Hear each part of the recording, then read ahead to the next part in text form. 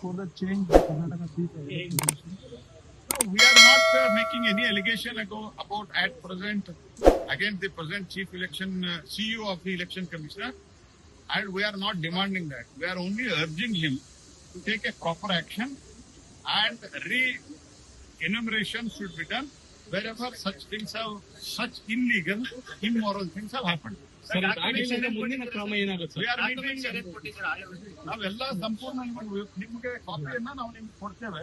ನಾವು ಸಜೆಷನ್ ಕೊಟ್ಟಿರುವಂತದ್ದು ಒಂದು ಆಕ್ಷನ್ ಹಾಕ್ಬೇಕು, ಎರಡನೇದು ರಿವೆರಿಫಿಕೇಶನ್ ರಿ-ಎನ್ಯುಮರೇಷನ್ ಆಗ್ಬೇಕು. ಎರಡು ಡಿಮಾಂಡ್ ಆಮೇಲೆ ಆಶಾ ಕಾರ್ಯಕರ್ತರು ಮತ್ತೆ ಅಧಿಕಾರಿಗಳ ಮೇಲೆ ಕೆಲವು ಶಾಸಕರು ಕೂಡ ಫೋನ್ ಮಾಡಿ ಬೆದರಿಕೆ ಹಾಕ್ತಕ್ಕಂಥದ್ದು, ಅವ್ರ ಮೇಲೆ ಒತ್ತಡ ಹಾಕ್ತಕ್ಕಂಥ ಪ್ರಯತ್ನ ಆಗ್ತದೆ. ಇದು ಯಾವುದೇ ಒತ್ತಡ ಆಗಬಾರದು ಅನ್ನೋ ಕಾರಣಕ್ಕಾಗಿನೇ ನಾವು ಚೀಫ್ ಇಲೆಕ್ಷನ್ ಸಿಇಒ ಅವರಿಗೆ ಹೇಳಿದ್ದೇವೆ, ಇಲೆಕ್ಷನ್ ಕಮಿಷನರ್ ಸಿಇಒ ಅವರಿಗೆ ಹೇಳಿದ್ದೇವೆ, ನೀವು ಇಂಡಿಪೆಂಡೆಂಟ್ ಅಧಿಕಾರಿಗಳನ್ನ ನೇಮಿಸಿ ಆಕ್ಷನ್ ತೆಗೆದುಕೊಂಡ್ರೆ ಕೆಳಮಟ್ಟದ ಯಾವುದೇ ಅಧಿಕಾರಿಗಳು ಇವರ ಮಾತನ್ನ ಮಾನ್ಯ ಮಾಡೋದು.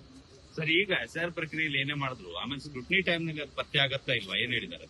ಯಾವುದು ಸ್ಕ್ರೂಟಿನಿಯಲ್ಲಿ? ಈಗ ನೀವು ಒಂದೇ ಸರ್ ನಿಮ್ಮನವ್ರು 4 ಜನ ಹೆಸರು ಕೊಟ್ಟು ನಿಮ್ ಅಜ್ಜ ಅಜ್ಜಿ ಬಿಟ್ಟು ಬೇರೆದವ್ರನ್ನ ಕೊಟ್ರೆ ಮತ್ತು ಒಂದೇ ಕಡೆ ಕೂತ್ ಮಾಡ್ತಾರೆ. ನಿಮ್ ಮನೆಯಲ್ಲಿ ಅಕಸ್ಮಾತ್ ನಿಮ್ ಮನೆಯಲ್ಲಿ ಯಾರೋ ಸತ್ತೋಗಿದ್ರು, ನೀವು ತುಂಬಿ ಯಾರೋ ಒಬ್ರು ಸಹಿ ಮಾಡಿಕೊಟ್ರೆ ಗೊತ್ತಾಗಲ್ಲ. ಅದು very purpose of going to door survey, ಅಲ್ಲಿನ ಪರಿಸ್ಥಿತಿ ತಿಳ್ಕೊಳ್ಳೋದು. BLA 2 ಯಾಕಿರ್ಬೇಕು? ಯಾರಾದ್ರೂ ಸುಳ್ಳು ಹೇಳಿದ್ರೆ ಇಲ್ಲ ಇವ್ರು ಸತ್ತೋಗಿದ್ದಾರೆ, ಇವ್ರು ಶಿಫ್ಟ್ ಆಗಿದ್ದಾರೆ, ಇದನ್ನ ಹೇಳೋದಕ್ಕೇನೆ ಮಾಡೋದಲ್ಲ ಈ ವ್ಯವಸ್ಥೆ.